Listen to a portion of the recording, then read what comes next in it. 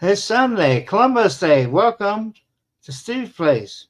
Tonight we're going to have a really, really good show. I think you're going to find it very interesting. It's a lot different than what we normally do, and we'll be working on the problem of increasing human energy tonight.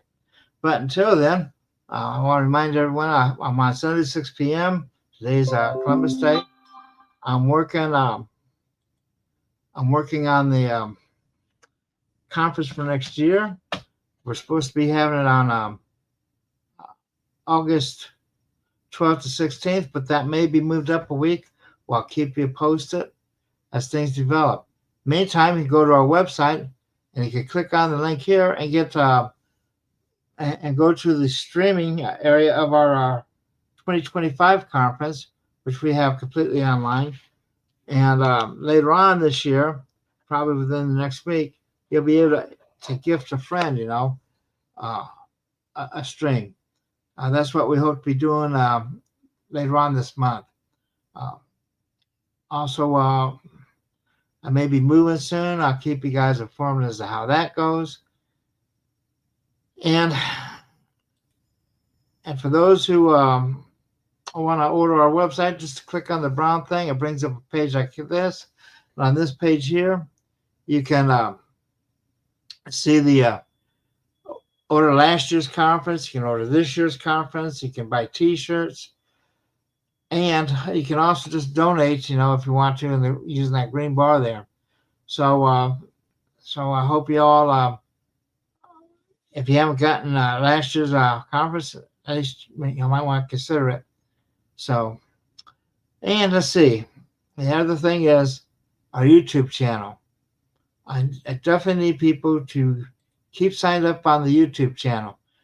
That's how we make our bread and butter. I added a couple of videos up there this week, and I'll be working on it more probably tomorrow, since tomorrow's a holiday. And I'll try to get some more videos up there. I got one more from the Global Science Conferences I got to put up there.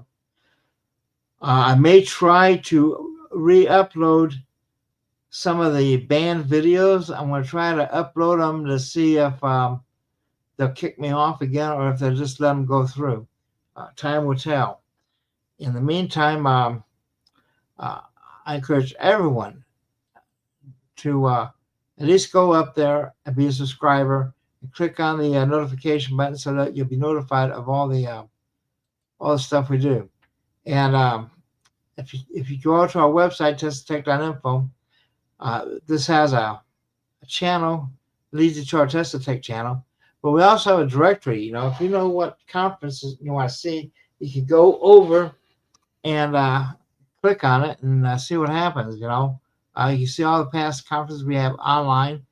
And if you know the speaker, you can click on the speaker directory and look up each speaker individually and see what all videos they have.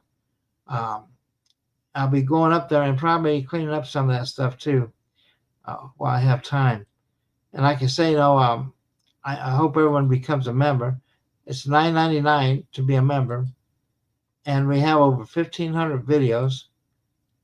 And I guarantee you that you can't see all of the good ones in one night. Like I say, 1,500 videos. Each one is usually about an hour or so. And like I say, you can't find a lot of stuff out there anymore. And many of these people, unfortunately, are no longer with us. So if you get a chance, please join us. It's $9.99 a month. It really helps us out, And anyway, without further ado, I want to introduce our guest, Ken Pierson. There you go, Ken. Hey, Steve. How you doing tonight? I'm doing great. Thanks for having me. And we're just now getting started. Do you want to tell them a little bit about yourself, or do you just want to go ahead and go right into the presentation, and then we'll have questions? Yeah, I think that's a good way to start. Okay. And here's your, oops, wrong one. This stuff gets so, there we go. And this is your company here, Thought Life Connection. Yep. TLC stands for Thought Life Connection. Below there, you can see Thought Life Connection. Okay, and do you want to tell us a little bit about it? Yeah, we'll talk a little bit about that. I want to kind of give a little lead up about myself, why Steve brought me on, and how we're talking about the problem of human energy, and realizing that I'm not here to teach. I'm not an authority. What I can do is talk about my experience and the problems I've had with my own human energy and self-discovery. And I think that's an important part of science. I think that's important part of evolution, in terms of life, and where we come from, and understanding from my life how I was able to transcend a pretty dark past and evolve into the man that I am today, where I live a good life. I feel like I have a life of purpose. I live a life full of purpose. I have passion and vigor in my life today. And the reason I got there was because not necessarily virtue, but circumstance. So, a little bit, and I'll do some broad strokes. I don't want to get too far into my story because it's not what that's about, but I do want to talk about where I've come from, so I can talk about the human journey of what enabled me to find out what my problem was with my energy, why my energy couldn't sustain, or I couldn't keep it going into projects or finish things and do things. And so where I came from as a youngster is I lost my family when I was 12 years old. My mother abandoned me, and I was living on the streets at 13, and I became a ward of the court, and ended up in foster homes, group homes, and lived on the street for a couple of years of my teenage life. Until I was 18, I was emancipated. And with that little bit of summary right there, you can imagine how much struggles I must have had as a youngster, and how I felt so inept, so awkward, so out of touch with people and the human race. And this world that I lived in was a world I didn't want to live in. I didn't feel it was fair. I had so many things up against me. And how was I ever going to evolve into a man, a full-fledged man, of thriving man, of doing things in life, when I had such a broken childhood? So, I've come to realize that there's a dark voice in each and every one of us. And I had to learn to get in touch with my voice, that dark voice that weighed me down and kept my energy low, and how to bring up my energy to a higher frequency, because I had a problem mind. And the reason I had a problem mind kind of comes from that past, but it also comes from as I'm an adult. At what point do we take responsibility for ourselves, who we are, the energy we transmit, and the life we live? I think it's right around 15. That's that point where adults would say something and I might say, yeah, I agree or disagree. And I had my own opinion, where my will was stronger than other people's will. And so at that point, I think is when I have to take responsibility for who I am and who I became. But as a sordid past, and coming from a broken past, I didn't realize how much I blamed the world for things not evolving in my life, for things not transcending into a better life. And so I kind of came up with a tough guy image coming from the streets and this bad life, and I used it as a badge. My pain became my identity. And as I kept on living in that world, I stumbled into the motion picture industry when I was 18 years old, by the grace of God. And I will talk a little bit about that. But, I got lucky, or, I always say God's middle name is luck. And the God that I speak of is not of a church. It's not about a church or religion or denomination. It's the God voice within, which is the voice of inspiration, the voice of invention, the voice of creation. And we all have it within us. But I certainly, from my past and the way I grew up, I was never in touch with that ability to find something within me, a quiet voice, a place of harmony. I had a voice of chaos. And I found out long ago, you can weigh your brain, but what you cannot weigh is your mind. And that I had to learn the difference between my brain and my mind. And that my brain had been programmed at an early age and patterned for strife, for struggle, for oppression, for resentments, for vengefulness, for bitterness. And I would masquerade that pain and that suffering with an attitude of, I was always a pretty decent looking guy. Not that I'm saying anything different than anybody else, but, I always felt like I had okay looks, so I could get along with most people. But I also felt like I was an alien. I didn't feel like I fit in with other kids. And I didn't feel like I was like other people, especially from my past and the past life that I had and the way I grew up. It created a sense of alienation that I never really got in touch with. I was just kind of awkward. And as I started growing into my young 20s, that awkwardness started becoming a character. I started building a character. And the character that I built came from the streets, as I've talked about, but also as a young man, I started building a character of, I was that cheerful guy and funny guy, but I was also a troublemaker. And I always seemed to get into trouble. And I realized that I did that because I was seeking attention. I was always wanting to be recognized and notified by other people of how far along I'd come, how I'd made it through this tough life. But the reality of it is I hadn't really made it through anything. My pain and my suffering as a child and growing up became my identity. And I would have never told you that. It's something I had to discover.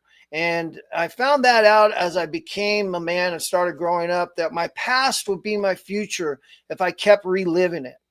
And that was one of the things that went on in my life. If I had a conversation with someone or something went down and I didn't like, I would end that conversation or end that scenario and I'd walk away and start self-talking. See, I found out that I was a self-talker, that I was always talking to myself. I didn't understand how the mind and the brain worked. And I didn't understand that I was a sensed human being, which is what I am, but I'm centered by my consciousness, which I didn't know. And I was always confused by. So to me, I lived in a world through my senses, through my brain. And, I'm an educated man, but I do have intelligence and I learn things quick. I'm athletic. I had some good qualities, so I could get by a little bit. And the movie industry gave me a little bit of an identity, but it did not heal that pain and that trauma. So when I wasn't on stage or I wasn't in front of people, and I would go to my car or I was alone, or anytime I was alone, that voice would kick in, the voice of oppression, the voice of regret. I would find myself having conversations with people that weren't in the room, of things that I should have said that I didn't say. And I didn't realize that what this was doing is it started creating more of a character and more of a self-talking character. And the world that I lived in was a world that I didn't want to live in. And I didn't know how to get out of it, because how do you get out of your body, right? How do you get out of this life? And so I was, unfortunately, as we all are, we have to live and play the cards we're dealt. And I didn't understand those kind of concepts. I just felt that I was disadvantaged, that I had a really bad falling as a kid, and that I had bad parents and I came from a bad family. And therefore, I had surpassed it all by entering into the movie industry. But what I did not do is deal with that trauma and that pain that I had gone through in my life. And so when I wasn't around other people, I was always insecure. I was neurotic. And being a self-talker, I also would go to grandiosity. I found out that we all have an ego, right? We talk about ego, but in talking about ego, I never realized how much power it had over me, how much power it had over the energy in my life, of my well-being, of where my future was going, of what was going to happen next in my life. It was all predicated on how I treated the world that I lived in the day that I was in, but I didn't realize that. And in this moment right now, I'm the sum total of all my thoughts, feelings, and actions. And this brain and this mind thing were real confusing to me. I didn't really have a relationship with something greater than myself, which today I call God. And yet I always felt like I wanted to know something. I wanted to reach another level in life. I wanted to become a better person. And so being in the movie industry gave me a certain sense of identity, but it wasn't enough to heal all that pain and trauma that was inside. So my energy was, quite frankly, a low frequency energy. And operated in a low frequency energy, I brought low frequency energy people into my life. See, like begets like. And opposites do not attract, they repel. So, and Steve and I were talking a little bit about how we come along in life. And if you're an intellect, and, we got a lot of geniuses on here, and geniuses are crucified, and we'll get to that in a second. But as I'm talking about that part of us that knows there's something we're meant to do, I did have that voice. It was the voice of isolation, was really the voice of, you have a purpose and you need to find your purpose in life. And thus, since I couldn't connect to what that voice was, I kind of suppressed it. I didn't really connect to those things. I thought you had to be nice and courteous and respectful and be on time, and good manners were appropriate. And those kinds of things got you better along in life, to get you satisfied, to get you those things you want. So to me, coming from a life of obviously low economics, it was about making money. Making money would then fix me. If I could make money and then be successful, then I'd be somebody. Then I would feel good about who I am. And this was the beginning of that big hamster wheel that we get on in life, that I got on in life, of always trying to prove who I was to other people and for myself, right? I was always trying to prove that I was of value, that I had good qualities, that there were good things about me. But the way that I went about trying to do that, unfortunately, turned people off. And the reason it turned people off is because I was full of grandiosity. My pain became my identity. My sordid past was something I would bring up as a conversation piece to have people have empathy. Wow, man, you came from a rough life. I was taken out of my home for child abuse. When my mother abandoned me, it was only a few months later that I ended up living with my father, and he beat me and they took me out of the home for child abuse. That's when I became a ward of the court. So, I would always use that sordid past as an identity. And I didn't realize what I was doing was creating the frequency for my life. The way my life pattern was going to be set was predicated on the way that I looked at the world. And, and I always, I came from a tough life. So kick them when they're down, the tough survive, the strong, might overwrite. If you overpower them, then they don't got a chance. That kind of mentality. And as I grew up as an adult, it started hurting me. It started hurting people in life. And I didn't have friendships. I didn't know how to make true friendships. These are some of the things that happened along the way. So my brain was patterned. Right? They call it hardwire in psychology. And the hardwiring that had gone on inside of me, obviously, from what I've told you, what little bit I've told you, wasn't real positive stuff. There wasn't a lot of positive input like, hey, you're a good guy, you're a good man, you're intelligent, you can do anything you want if you're willing to do the work. I thought you worked to make money. It wasn't about working to produce something to feel good about who I am. It wasn't about doing good things. I came from that past, and then as a result of that, I got into trouble. I got into all kinds of trouble.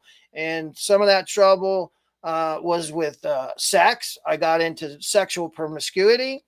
And that promiscuity, there's a scientific explanation of sex that's really important to understand, because our bodies are nothing but a battery. Our brain is nothing but recorders, right? A big recorder that records our memories.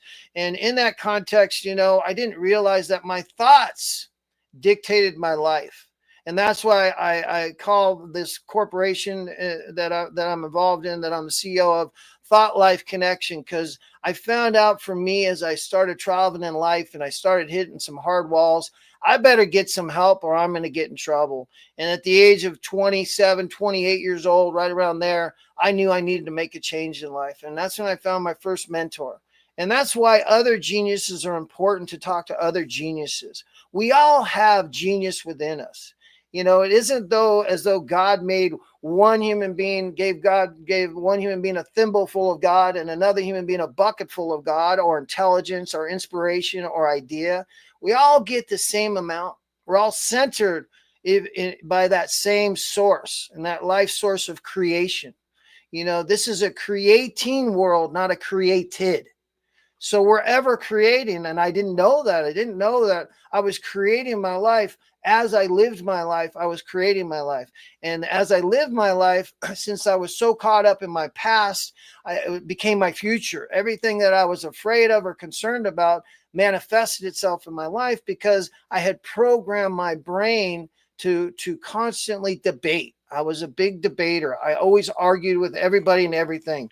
I felt like I needed to know better than others. I needed to know more than others. I was not a balanced human being.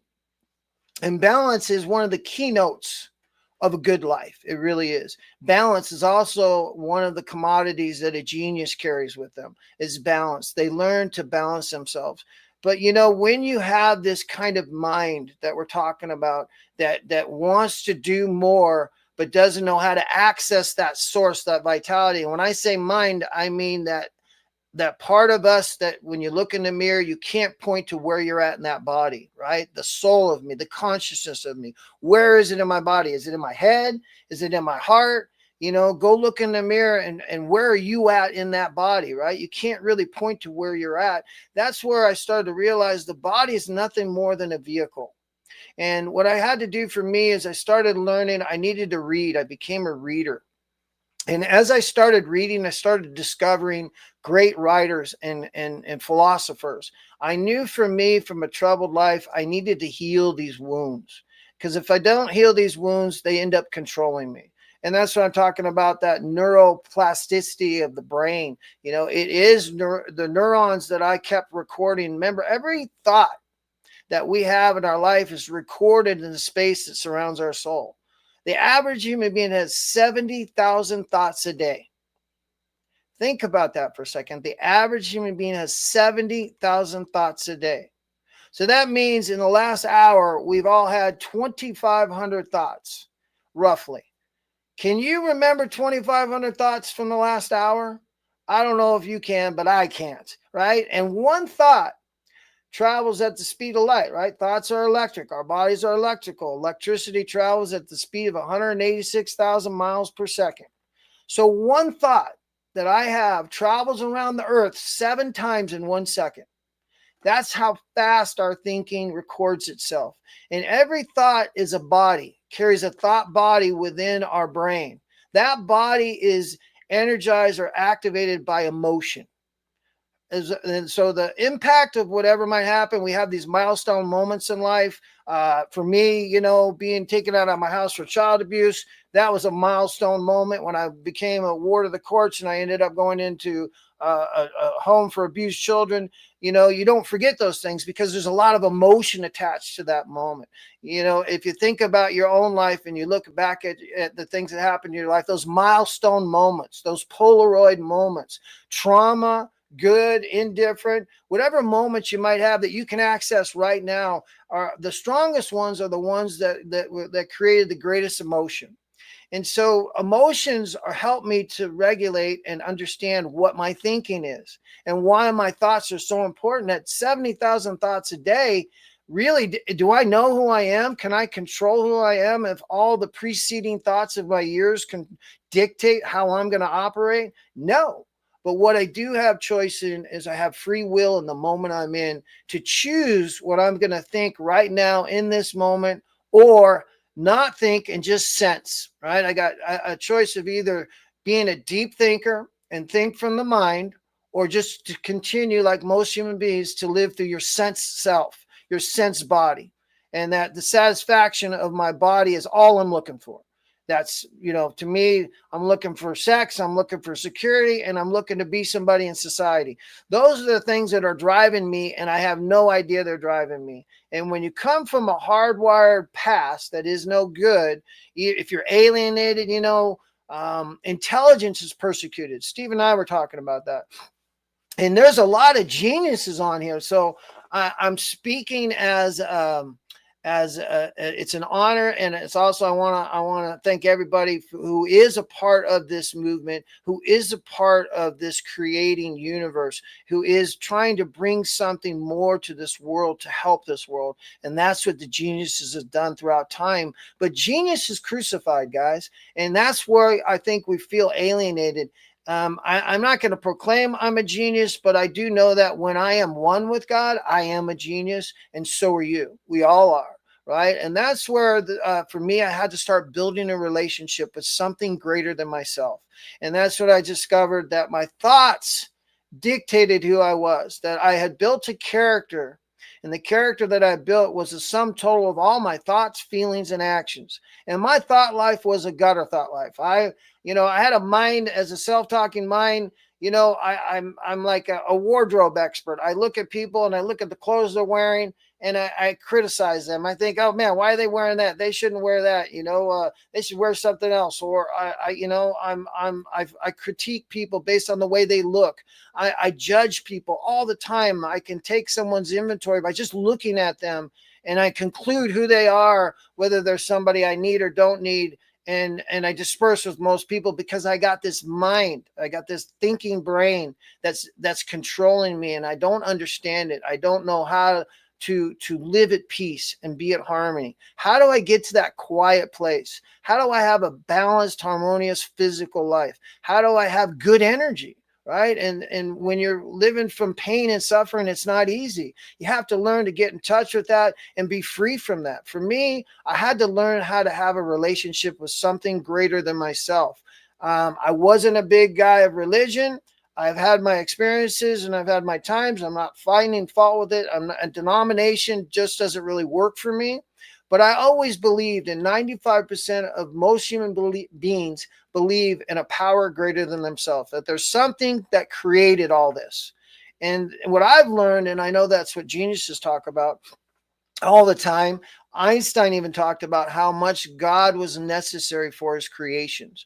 And Tesla talked about it. Steve and I were talking about. Geniuses always talk about that inner voice. And I never knew that the inner voice was the God within me, but because I never gave it any space. I never reached for it. I never understood, how do I get in touch with that inner voice, that quiet, still voice that sits inside all of us, that voice that says, I'm feeling good about the world I live in. The world I live in is a good world. Because for me, I had a hurt mind, and in that hurt mind, man, I'm like, I'm an architect. I'm not, but I think I am, and I think that house is ugly. This house is ugly. I got a judgment for everybody and everything, and it's not a good one. I had a fault-finding mind. I had developed a fault-finding mind, a fault-finding thinking brain is a better way to state it. So when I say mind in that context of fault-finding, I mean the brain. When I talk about the mind, I'm talking about the one universal mind of God centering each and every one of us. This is, again, my belief, the things that I have learned. So as I started discovering the struggles in life that weren't going to go away and that I wasn't going to be able to change them by myself, I had grown up, really, unfortunately, in a rough life. And in doing that, by the time I was 27, 28, I was really lost. I was lost as a human being. I had no idea who I was. And I found a mentor. And I asked this mentor to help guide me in this life, to help me to uncover, why was I so tormented? Why did the world I live in, why was it always scary? Why was I always living in concern? How do I get free from fear? Why am I riddled with fear?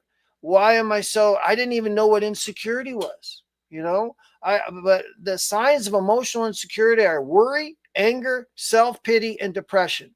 And they go in those stages, but I had a worrying mind. I sure worried all the time. Coming up with a lack of economics, I was always worried about money. And so to me, people who had money, that means they had something. They were somebody. It wasn't a question of the character they were. It was a question of what they had or what they could do for me. And that was the way that my brain operated. The way it worked in this world was always trying to take care of me. So I was selfish, self-centered, and consumed with self. And that's a bondage. The bondage of self is ugly, right? I couldn't keep relationships. I didn't know how to keep business relationships. They seemed to, like, all through my life, I get to know someone and it seemed like I'd have a good time with them. There'd be a good connection. Then all of a sudden they would disappear or I would disappear. And I had this track record in my life of all these people that just kept disappearing, that nobody stuck. And I thought it was them. I always thought it was the other people, or I thought it was because the way I grew up and the way the life that I have. That's why I don't have a big family. I don't have friends. I'm a lone wolf, so to speak. I feel like I'm an alien in the world I live in. And I was in isolation. And the isolation I was in was self-created. And what this mentor helped me discover is some of what I've shared to you, that I had to learn the difference between my brain and my mind, and that my brain was hurt. It was hurt because I'd never learned to live a life of morals and ethics, because for the goodness of morals and ethics, I didn't even know what morals meant. Moral means to know the difference between right and wrong. I had to learn that. I didn't know. I got a 7th grade education, so I am not an educated man. I'm not an academician. So when I meet academians, or when I met academians, they would always intimidate me. College degrees, professors, PhDs, doctors, lawyers. Man, that was so far from the scope of what I thought was possible in my life. So I would look up to them. I would think, oh man, these people really got something going because of their education, only to find out that doctors make mistakes, psychiatrists make mistakes, mechanics make mistakes, professionals, architects make mistakes, artists make mistakes, geniuses make mistakes. One of the hardest things I found out as I evolved a little bit was how people don't understand genius, so they persecute it. And one of the things I discovered when I was in my late 20s, early 30s was a book called The Man Who Tapped the Secrets of the Universe, written by Glenn Clark. And it talks about the life of Walter Russell. And Walter Russell was an amazing soul, one of our geniuses in history for sure, and probably the greatest unknown mystic and genius to ever live, and that nobody knows about. Yet he was in the mix. Yet he was very close to Tesla. Him and Tesla were very good friends. He hung out with Whitman and Einstein and Spencer and all the great minds of the early 1900s, in an era where the age of character was still unfolding, right? And that was something that I didn't know about why my energies were so distorted, why it was I was always fatigued. It seemed like I couldn't finish things, even though it seemed like I had energy to get in trouble, but I didn't have a lot of energy to be creative and have a productive life. And I just couldn't understand why, until I started getting in touch with how my brain has been programmed by the world I live in. And that brain, the way it's been programmed, it's injured. I got an injured thinking brain. And if I keep living in that same brain, and I don't find something greater than myself, I'm relegated to the bondage of self. And that truly is the bondage of selfish self, is what I discovered is the root of my problems. That I had become a very selfish person because of the life that I lived. And there really is no excuse. I just became a selfish person, self-consumed with self. How do I get from you? What can I get from you? That's how I assess people. And I wondered why the world I lived in wasn't a good world. Well, I'm an expert, at everything, but I don't know anything, right? But I got an opinion for everybody, and I don't know why. I can't stop self-talking. I have a conversation with someone, and I'm so busy self-talking, I can't hear a word you're saying, and I don't realize that's because my brain is running the show. My sense body is what's running the show. There is no mind of genius. There's no mind of the light there. There's no creative force there. There's just a human being trying to satisfy his sense self. And when I had come to realize that was the sum total of who I was, it was pretty concerning. It was shocking. Because how do I change? How do I become something better? How do I become somebody that has good energy, that brings good people into my life, when I don't know how to break free from this broken part of me, this broken sense self that's been created from the world I live in and from the way that I operate in the world I live in? How do I stop blaming you for my problems, whoever you are? How do I stop driving in traffic? And not only am I driving my car, but I'm driving your car. You don't know it, but I'm driving your car, and I'm thinking about how you should be driving. And I'm thinking how you're a terrible driver because I got an aggressive brain that's always on the defense, always trying to get somewhere, even though I'm going nowhere. And I didn't realize that was depleting all the energy, all the true energy of creating in life. And that we're here. The purpose of every human being is to create. We all have a unique destiny. So that voice that told me I wasn't like other kids, that I was different than other human beings, is not, it is a unique voice, but it's not that I'm different. And I'm not like other human beings because we all look alike. We all got, most of us, you know what I mean? We got the same physicality, 2 eyes, 2 hands, 2 legs. So how could I think why do I feel so alienated in the world I live in? Because I was relegated to this tortured mind, this tortured brain that I lived in, and I lived in memory. And the memory that I lived in was a sordid memory that hurt me all the time. That's why I drove around in traffic, and I'm not only driving my car, I'm driving your car. And when I'm in a hurry, get out of the way. When I'm not in a hurry, hey, take it easy. Slow down, man. What's wrong with you? What's your problem, pal? Take it easy. Enjoy life, right? It was all predicated on where I was at. I didn't really consider where others were at. I didn't have a lot of consideration for other people because, only the strong survive, might over right, kick them when they're down. These are the things that I learned, and I didn't even know that that's what I learned. So as I started growing up in life and becoming a low energy person, I had no education. I just didn't really have much hope for where I was going in life.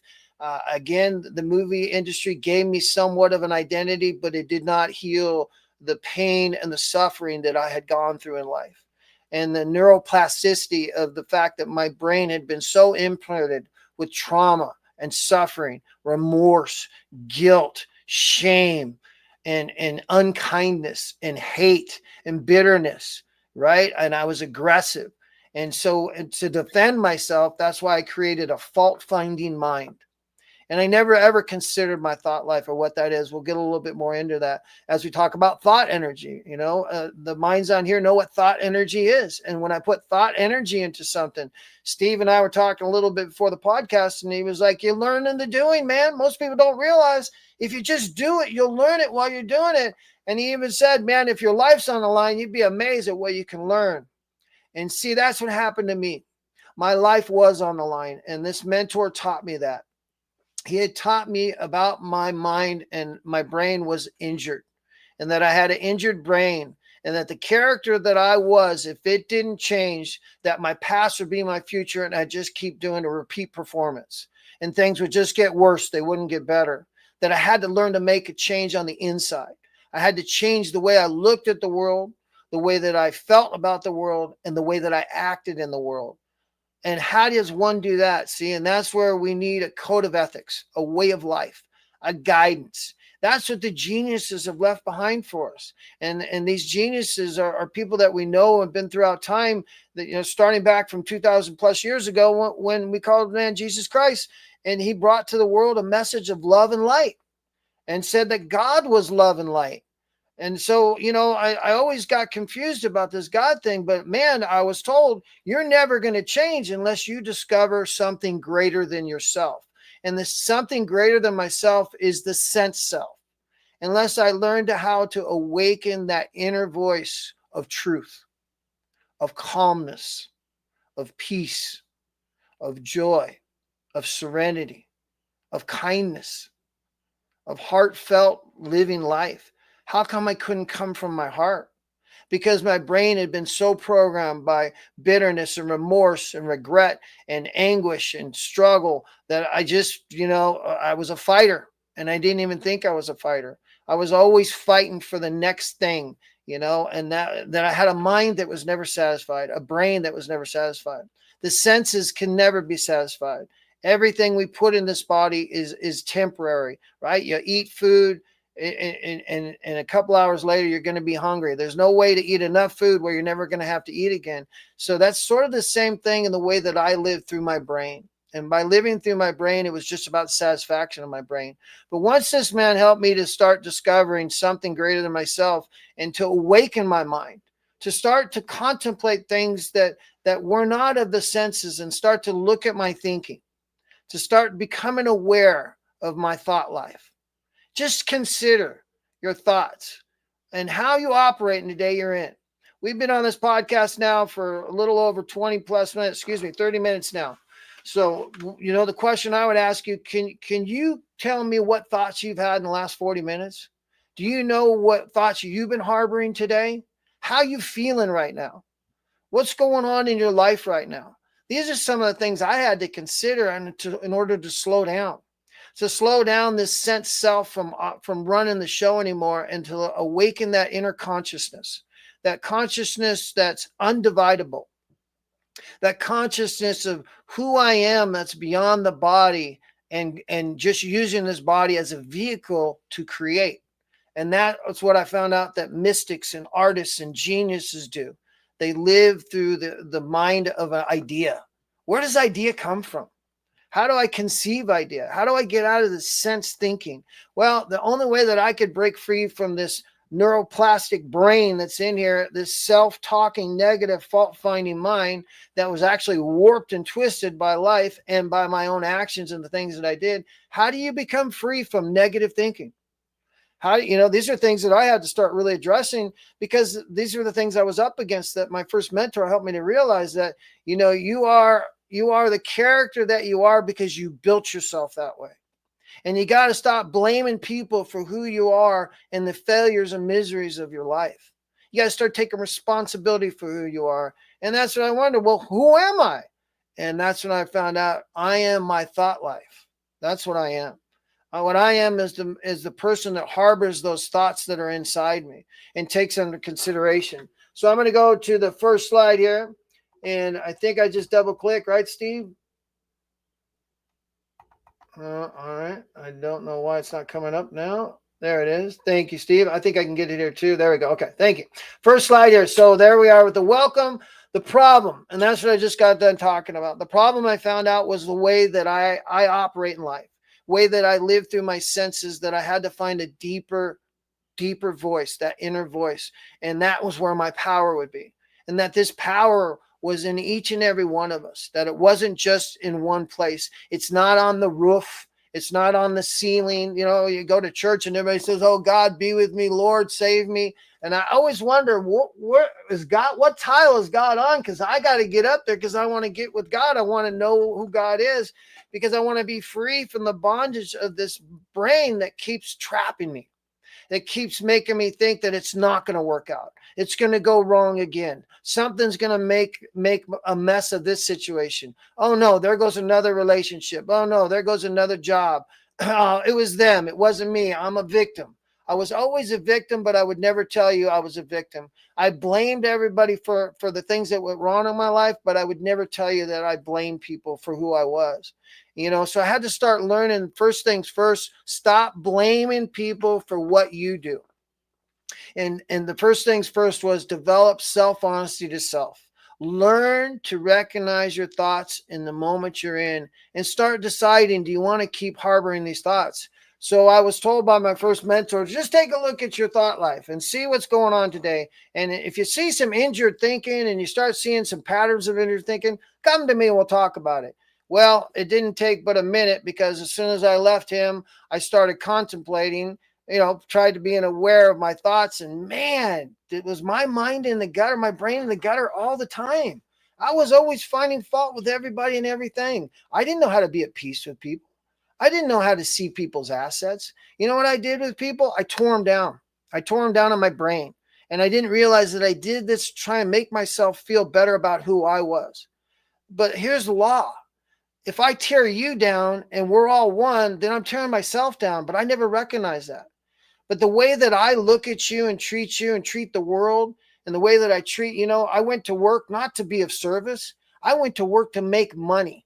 The job that I was in, the boss should never be the boss. I should always be the boss. I always thought of myself as being the boss. I never knew how self-centered I was, how self-consumed I was, until I started looking inside and started to becoming aware of my thoughts, that these thoughts that I had that weren't good, that the people that were close to me, you know what I did? I found fault with them. I found out what's wrong with them. I'd see their weaknesses and they turned me off. And the reason relationships didn't work, because I always found faults with them. I found the failings in life. Well, there's two adages in life. There's the yin and the yang, right? Everybody's got good in them and everybody's got bad in them, including me. So do I want to focus on the bad or the good? And I found out for me, I focused on the bad, and I didn't mean to. It was not a design. Who wants to live a bad life? Who wants to be in misery? Who wants to be consumed with fear, worry, anger, self-pity, or depression? Not me. So I didn't sign up for it. So one more time, it's not my fault, right? But it's never going to change. The world that I live in, the life that I live, and the awakening of my mind if I don't take responsibility for who I am. And that I was taught that you need to discover something greater than yourself. You need to find out what God is.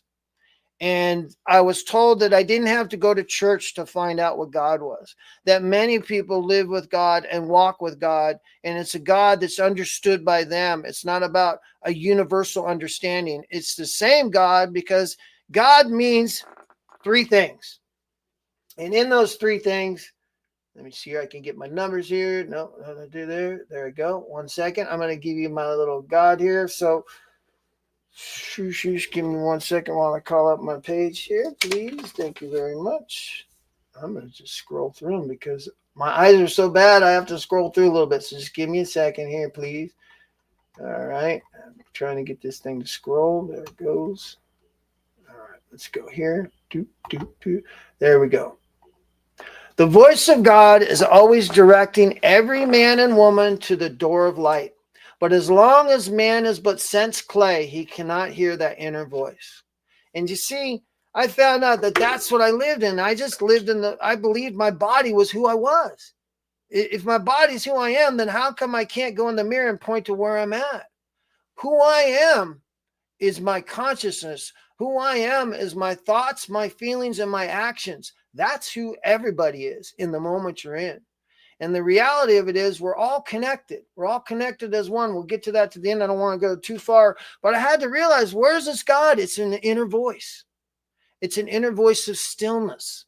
It's not the loud, rackety voice that finds fault with everybody and everything. It's not the voice that's always got an agenda, that's trying to see what it can get from somebody or something or some situation. And if there isn't anything for me to get, then I'm not interested in being here. I'm out of here, because I'm always looking for the next thing, right? Nothing's good enough in my life. I had a brain that was never satisfied because I lived through the brain.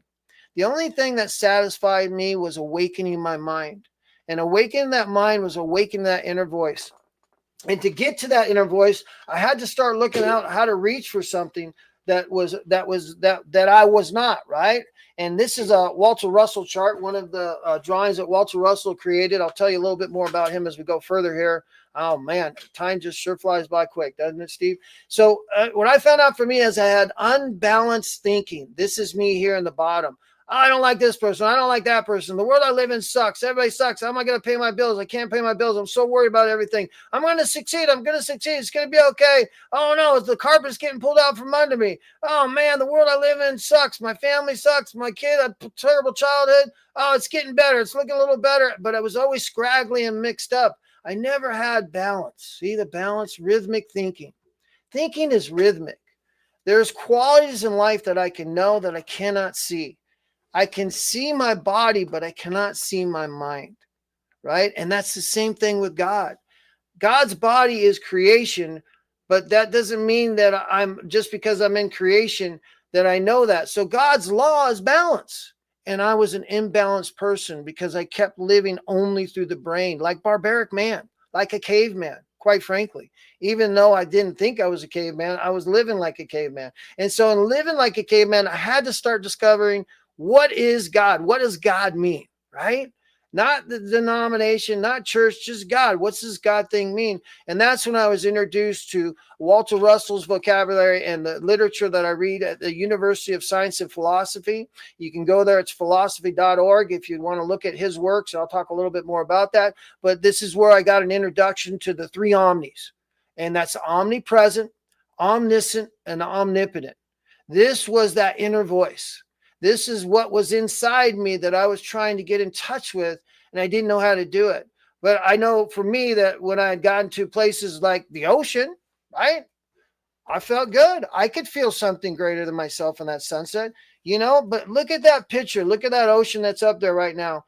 And I would ask any one of you, this is where I had to learn. There are things that I know that I cannot see, and the things that I see, I will never truly know. Because effect is infinite, but cause is singular.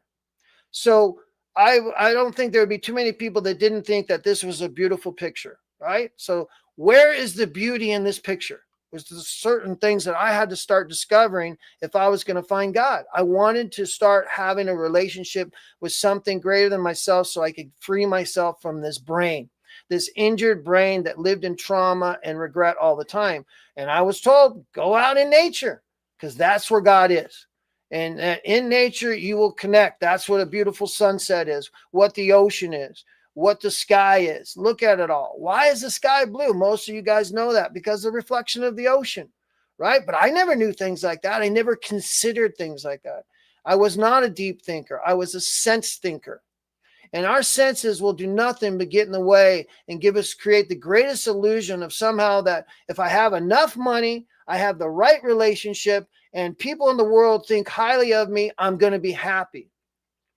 And that if my primary instincts are satisfied, then I'm going to be okay. And there, again, that's like eating a meal and thinking you're never going to need to eat again. That's just not possible. So I had to find a way, well, where is happiness? What does happiness mean? How do you have a good life? How do you become a good character? I had to get in touch with something greater than myself. And that thing that's greater than myself was started with omnipresence, that God was omnipresent. What does that mean? In the one of the divine Iliads that Walter Russell wrote is a statement that says, behold thou the unity of all things in the light of me, and the seeming separateness of the two lights of my divided thinking. See that I'm within all divided things, centering them, outside all things, controlling them. So, but I'm not those things I center, nor am I those things I control. I am me alone. So if God's God alone, that means God's centering me, just like God's centering you. God has to, in order for God to be God, God has to center an atom. You ever look at an atom and look at the solar system? If you could see the solar system moving, the 9 planets and the sun moving that we live in, you would see that it's orbiting and it's rotating, right? It's on its axis, and then it's in its orbit, and it's also rotates on its axis, all planets. And what does that mean? The atom and the solar system being the same, that means as within, so without. And micro and macro are all the same, that God creates this world exactly the same way. There's a bunch of stars up in the sky. Those are all suns. Suns are the crucible of life. This is something I had to learn to get in touch with. It's like, where does life come from? Who am I? Man, if I'm not this body, then who am I? Who are you if you're not your body? Am I the car I drive? Am I the job I have? Am I the girl that I'm with, or the guy that I'm with? Well, I'm not with a guy, but I'm with a girl. But which one am I? Because I was so confused in life about who am I? And I would ask you the same thing. Maybe it's time about your energy. If your energy is low and you're finding it hard to have vitality, then where's your passion in life? Where's your fervor? How do you harness fervor? How do you become passionate about life? How do I get away from this brain that keeps telling me that if I have enough money, the right relationship, and everybody knows me, I'm going to be okay, because it keeps wanting to. The senses are always vibrating. They're at a vibration. Right? As we know, a frequency, as Tesla talked about. And so everything is intercommunicating with every other thing. That's why when you go to the ocean, you feel connected, that there's beauty there. And that, in essence, that's called omnipresence. And there is God. There's God right there, God's body. So the beautiful part of realizing is that when I go to the ocean, when I go to the mountains, I find a peace and quiet. I'm starting to connect to something that I never connected to before. And I'm actually I'm starting to feel like it's like a beginning of God, of knowing what God is. Like, yeah, when I'm at the ocean, I kind of quiet down. When I look at the sunset, the colors are beautiful. I love the transition when the sun drops on the horizon of that ocean, and the colors they go from this beautiful yellow light to a warm glow, to orange, to violets, ultraviolets, ultra blues. All these colors, the spectrums that are there that do something to me. What is that? That's omnipresence. And if God centers everything and everybody, and God is outside of everything and everybody, controlling them, then we really can't ever be without God. It's our own ignorance that doesn't recognize that God is within me. You see, the beauty in that sunset, I couldn't point to it because the beauty isn't in that sunset. That sunset is a mirror of what's inside me. The beauty is in me. This is a quality I can know, beauty, but I cannot see. Can you see beauty? I can say it's beautiful, but I could not point to any one spot on this picture that says That's where beauty is, right? I had to learn to realize beauty was all around me. It wasn't just at the ocean. It wasn't just when I'm in the mountains or the forest or in the beautiful desert or some far off exotic place. That was not the sole place. That God had to be everywhere, within everybody and outside of everybody. So that means God's inside you as a human being. And you know how many human beings I used to tear up with my brain? I used to find fault with them. I would discriminate. I would judge you. I would use you. And realizing that I'm not judging you and using you, I'm judging God and using God. I mean, how do you think you can do that? So I had to start building this relationship. And when I went to the ocean and I went to the forest and I went to the mountains, I started getting quiet and getting in touch with something greater than myself. And I started calling it God. And I started realizing God was everywhere. I could go look at a flower, beautiful flower, right? And so then I wanted to know, well, what's below that ocean, right? What's omniscient mean? Omnipresent means God's everywhere all the time and everybody, including me. That if I could get in touch with this God within me, I no longer had to be trapped in this brain and this neuroplasticity that science can tell you what's going on in the brain, but has no idea what fires it. It can tell you what the left side of the brain is doing, the right side of the brain. It talks about the frontal cortex, the midbrain, and the visceral. But is that where I'm at? Because that isn't what it feels like. We are all the center of our own universe, every one of us. So if we are the center of our own universe, we have the capacity to know everything that is within our universe if we start to think about cause. So, right, I can go back here and look at, here's the ocean, there's omnipresence. But darn, you look at the top of that ocean, you realize there's a whole bunch of stuff below that ocean. What's below that ocean? All kinds of life. This is an idea right here you're looking at. This is what idea is. This is the idea that came from the mind of God that's centering you and me. Think about that. How much life is below the ocean? We know more about space than we do the ocean. I find that kind of contrary and funny that we know more about something we can't get to than we do about something that's right at our feet.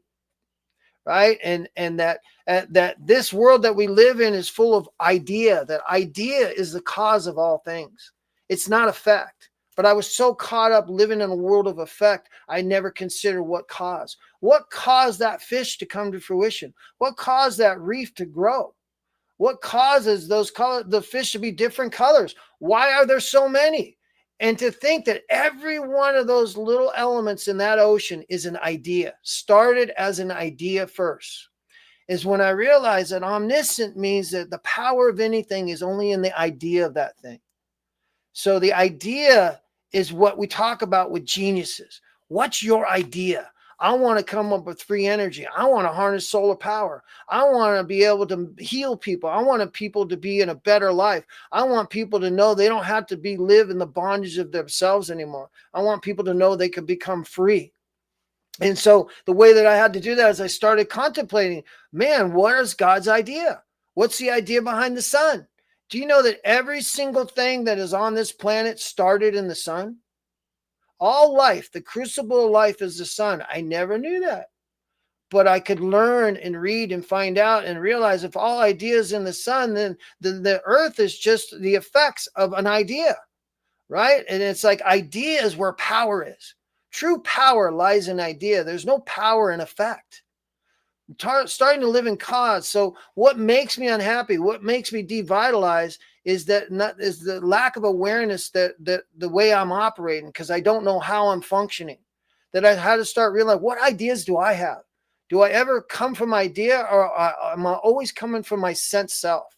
And that's where the battle of life came in for me, as I was always living through the body. So I started contemplating the idea of God, not just in the ocean, but in you. I started realizing that this God that I was discovering is in each and every human being. So what makes us all one? So now I got to get my slides down here. And I think we're going an hour, right, Steve? You can help me out here.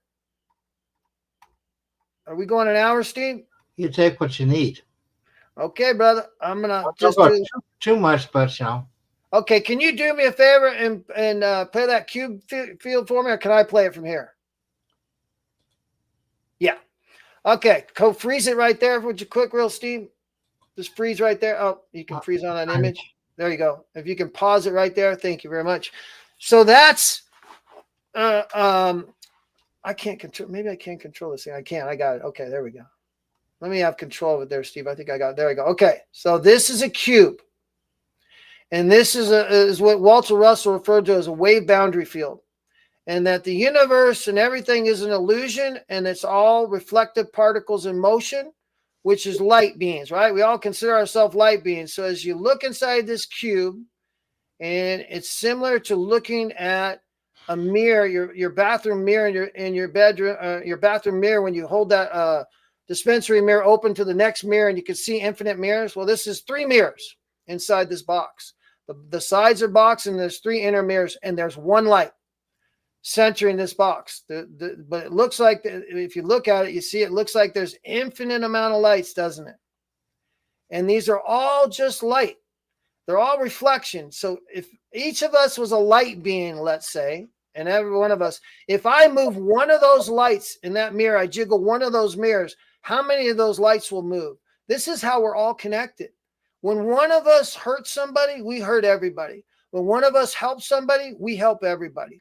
So the thing that I had to learn to get into the omniscient mind of God is start understanding and start having a comprehension of what is this world about? Why are we here? What's my purpose? And I found out that my purpose was to create, to help people, and to help people transition from an old life to a new life. And this is the stages that I went through to learn how to do that. I had to start to contemplate the mind of God.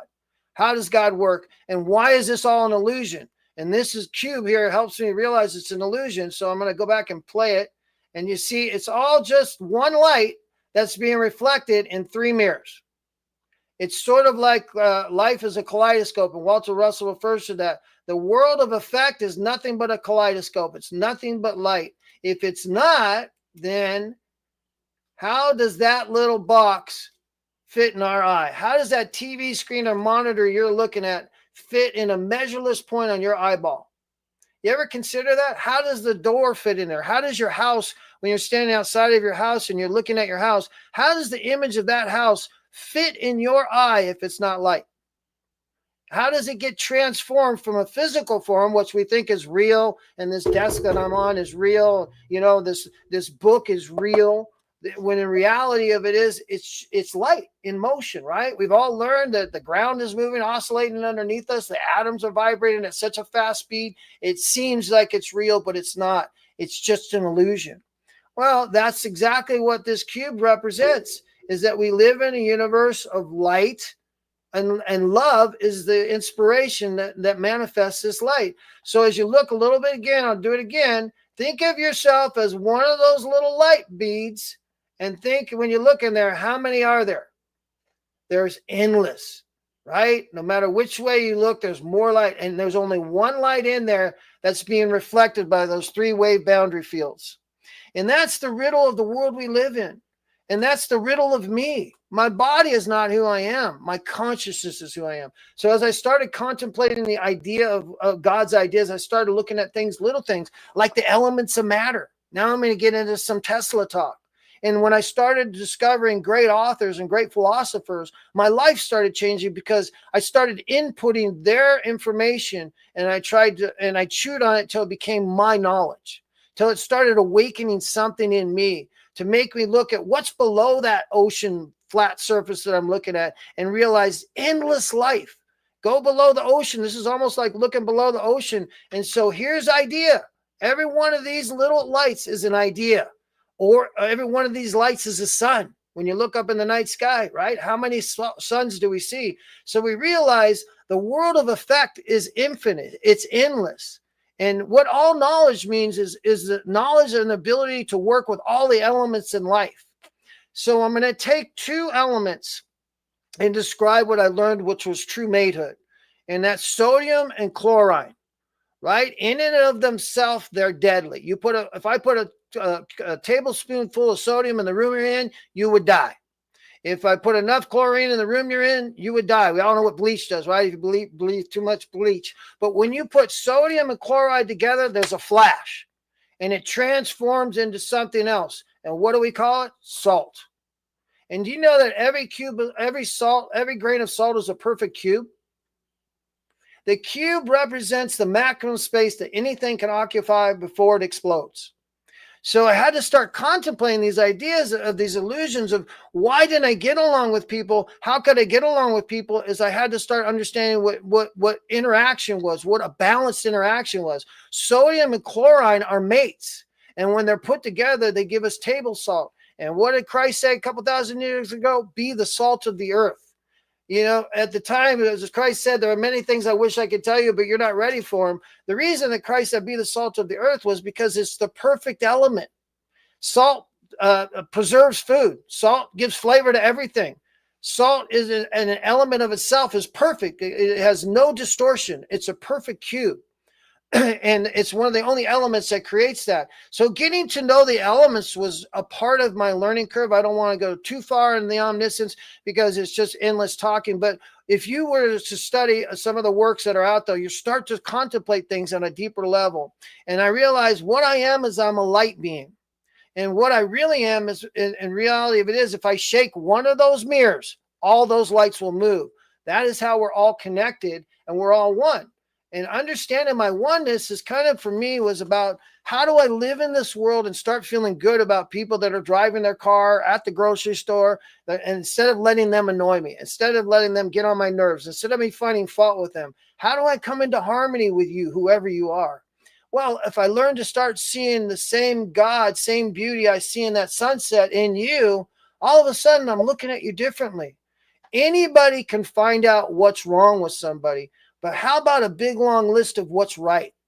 That was the story of my life. I had a long list of what was wrong. I could tell you of all my problems, all the things that I was struggling with, all the things that were hard to deal with, a long, long list. But if you asked me to pull out my list of what was right, I wouldn't even know where to find it. And I started learning that that's where the change came in, that I had to start making a list of things that were good and get out of a world that was negative and bad. And that it was my choice. That's what freedom of will was. That's what freedom of will is. I have the ability to choose what I'm going to think in the moment I'm in, not 5 minutes before, not 5 minutes after, in the moment I'm in. And that in this moment, I can know the presence of God and that God is everywhere all the time. So as I start to contemplate the idea of God, which is just, I use salt as just a minute little description of an idea. Think about it. So sodium and chlorine were designed in the elements to produce salt.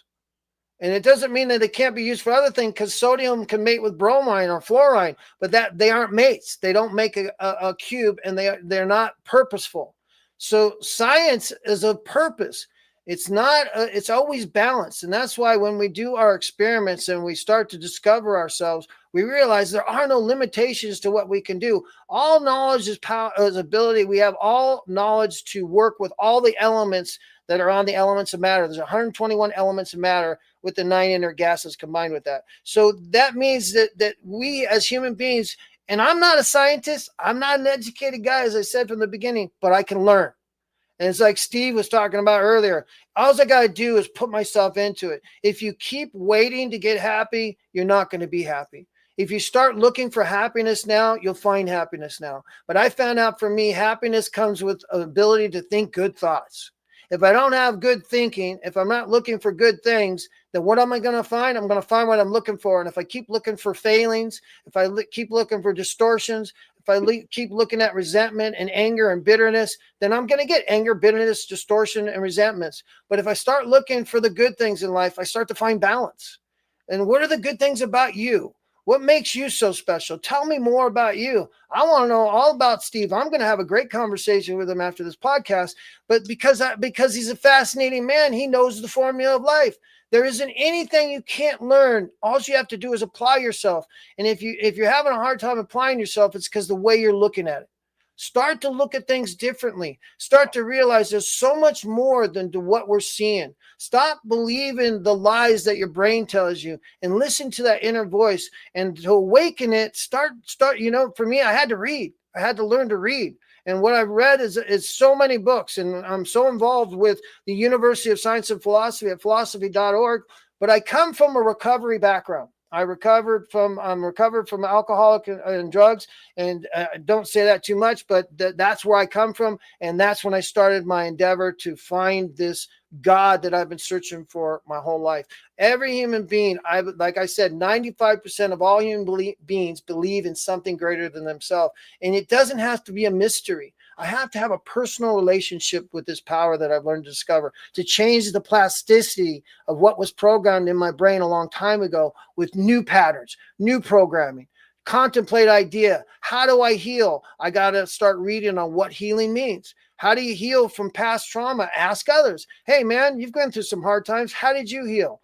Hey, how did you find God? If you want to know God, I had to ask. Remember the principle of science. The main principle of science is search and research again and again, always with the open mind. And what I realized for me is I had a closed mind. I lived in a closed mind. And it wasn't until I started discovering it and wondering what God was, that was when my mind opened up. It opened up to the possibilities of what is and what's real. So I had to discover, and I'm going to wrap up on this here pretty quick. I had to discover, can I go to my images now, Steve, on my slides, please? Thank you.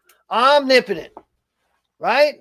When I discovered that God was within everybody and everything, and outside of everybody and everything, controlling them, but God is not those things that God controls, nor is God those things that God centers, because God is God alone, in me and in you. We are undivided.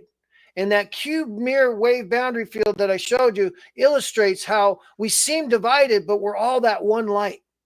We are all that brilliant light of all presence, all knowledge, and all power. And all knowledge means knowing how to work with all the elements. It's to understand those 121 elements, how to move them. Do you know that you can turn lead can become gold? We all know it. We're just searching for that process. There is free energy out there. Tesla Tech, I had such a great experience there last year. Steve, thank you, man. I mean, it was just, to me, I was breathtaking to see all those minds of people wanting to make this world a better place. That's what I saw. There may have been some people that didn't, but the ones that I saw were wanting to make this world a better place. Why does Steve do what Steve does? Because he wants to make this world a better place. He's learned some valuable tools. What a fascinating man to create this and be doing this for 30 plus years. Are you kidding me? Man, it's like, what a movement. How many people do you think Steve has touched in his life? What's the ripple effect of his energy in this world? Well, think about the ripple effect of your energy in this world, because that's what I had to start doing for my life and realize I want to have a good ripple effect. I want to be like Steve. I want to help people. I want to bring people to the light. I want to bring people to their higher self. Get out of your sense self. That's not who you are. You're not your body. You're your consciousness. And that consciousness is one consciousness, and it's God consciousness. And then when you start to realize that and you start to build that relationship, and to me, it went in these 3 stages. First, I had to practice the presence. Then I had to start practicing what's the idea behind that effect. What causes salt to come to fruition? And boom, there it is. That's not too complicated. Sodium and chlorine. That's what makes salt. And salt's a perfect cube. Why? Because it's a perfect mate. And that in the elements of matter, when you find true matehood, it crystallizes into a true form of a cube. And it's efficient and it's purposeful. And thus, there is nothing wasted. The omnipotent power is limited to what we say it is. There is no limit. And to have all power means that all power is where? It's not in the sense self. It's in one idea. Creation as a whole. Creation is one idea. It seems like endless multiple effects, but the idea is one. That's why it's a creating universe, not a created. Nothing's done or doing. It's creating. It's unfolding all the time. You and I are creating the world we live in. And I'm going to end on this. What world do you want to live in? And that's what I found out. I want to get into a good world. I want to live in a world where I look at people like Steve, instead of being intimidated or threatened, I'm fascinated. I want to know more about how did this guy come from the guy, off the school bus reading books to the man that he is today. And he's been in the service. He's got a whole story of a life. And how did you do Tesla Tech? What made you start that? Do you know it started with one idea? And look what it's blossomed into in 30 years. Each and every one of us has that omnipotent power. And Steve is representing it in Tesla Tech, that there are no limitations. The only limitations are the ones we set. The only reason I was limited is because I didn't discover something greater than myself. And to me, finding true balance was to find something greater than myself that I could have a relationship with. That's right here, right now with me in my mind as I desire for it to be in my mind, to guide me in this podcast. I know this is Tesla Tech, but the human journey is science. Evolving as a character is scientific, man. If you think bad thoughts, you're probably not going to have a good life. If you start thinking good thoughts, your life is going to improve, because with good thoughts comes good feelings, and with good thoughts and feelings comes good actions. And when you put good thoughts and good feelings and good actions together, you become omnipotent. And that's really about enough. I want to stretch out. I think this was supposed to be an hour podcast, so I think I'll wrap it up there if that's okay, Steve. Okay, that's great. Okay, thank you. And I'll remind everyone we'll be here again next week, at 6 p.m. And we'll see you then. And thank you so much. Does anyone have a question for Ken while we're still open? And well, with that, thank you again, and we'll catch you on the other side. All right. Thanks for having me, Steve. Thanks everybody for paying attention and tuning in. Appreciate it.